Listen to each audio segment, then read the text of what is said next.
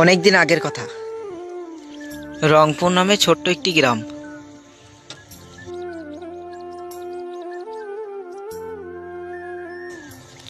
ওই গ্রামের পাশেই ছিল একটি ঘন জঙ্গল। জঙ্গলটা অনেক বড়। ওই জঙ্গলের ভেতরে একটি বড় পাকুর গাছ, যে গাছটিকে গ্রামের লোকেরা সব অভিশপ্ত গাছ নামে চেনে। এই গাছটিকে নিয়ে অনেক ভৌতিক ঘটনা গ্রামের লোকদের মুখে শুনতে পাওয়া যায়। সবার মুখে এই গাছটি নিয়েই আলোচনা হতে থাকে। ওই গ্রামেরই একটি ছেলে অর্জুন, সে ঠিক করলো এই গাছটির কাছে যাবে এবং রহস্য ভাঙবে। কিছুদিন পর একটি ঘোর রাতে সে ওই গাছটির উদ্দেশ্যে বেরিয়ে পড়ল। তার বন্ধুরা অনেক আটকিয়েছিল, কিন্তু সে শোনেনি।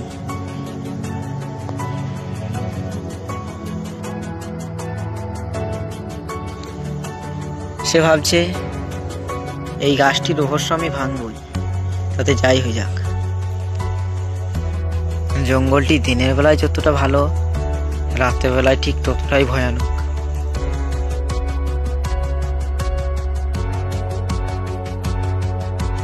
অর্জুন জঙ্গলটির কাছে আসতেই হাওয়া বাতাস যেন ভারী হয়ে উঠল, আর সেই বাতাসের সঙ্গে সে একটি ফিসফিস গলায় শুনতে পেল,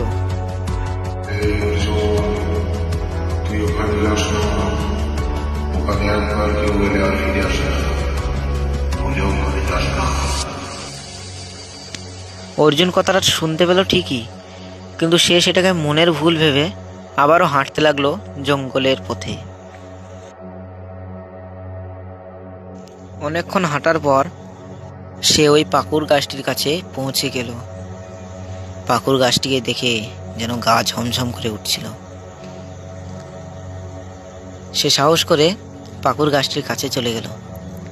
এতে তো সবকিছু ঠিকই ছিল, কিন্তু গাছের ডালের দিকে তাকিয়ে তার চোখ সেখানে আটকে গেল। সে দেখলো কারো গলায় দড়ি দিয়ে কেউ যেন ঝুলছে। হঠাৎই সেই ছায়ামূর্তিটি পাকুর গাছটিকে নেমে চলে এলো এবং অর্জুনকে বলতে লাগলো, তোকে আমি বারণ করেছিলাম না এখানে আসতে, তুই তাও কেন ওখানে এলি? এবার অর্জুন দৌড়ে পালাতে যাবে, কিন্তু সে তার পায়ের দিকে তাকিয়ে দেখলো তার পা দড়িতে আটকিয়ে গেছে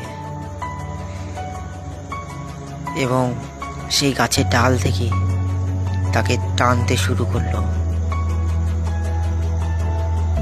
তার সঙ্গে চারিধারে বিকট শব্দ আর ধোঁয়াতে বোঝাই হয়ে গেল। অর্জুন আর কিছুতেই বুঝতে পারছিল না সে কি করবে। তাকে আস্তে আস্তে সেই গাছের দিকে টানতে শুরু করলো।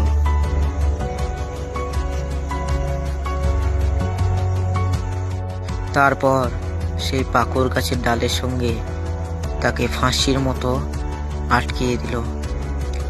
তারপর অর্জুন সেখানেই মারা গেল এবং সেই ছায়ামূর্তিটি অদৃশ্য হয়ে গেল।